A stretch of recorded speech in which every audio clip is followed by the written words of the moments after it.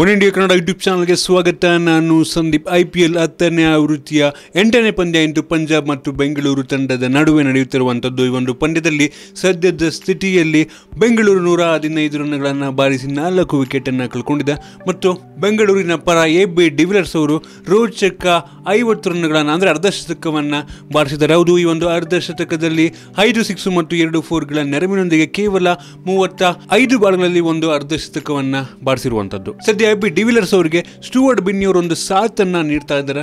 ಸಂಕಷ್ಟದಲ್ಲಿದ್ದಂತಹ ಬೆಂಗಳೂರು ತಂಡಕ್ಕೆ ಒಂದು AB de Villiers ಅರ್ಧಶತಕದ ಮೂಲಕ ನೆರವಾಗ್ತಾ ಇದ್ದಾರೆ. ಇನ್ನು 2 ಓವರ್ ಬಾಕಿ ಇದ್ದು ಈ ಒಂದು 2 ಓವರ್ನಲ್ಲಿ ಇದೇ ರೀತಿ ಆಟವನ್ನ ಮುಂದುವರಿಸಿದ್ರೆ 150ರಿಂದ 160 ಗಡಿ ದಾಟುವಂತ ಸಾಧ್ಯತೆ ಇದೆ. ಕಾದ್ ನೋಡಬೇಕು ಕಳೆದ 2 ಓವರ್ ಯಾವ ರೀತಿ ಇರುತ್ತೆ ಅಂತ.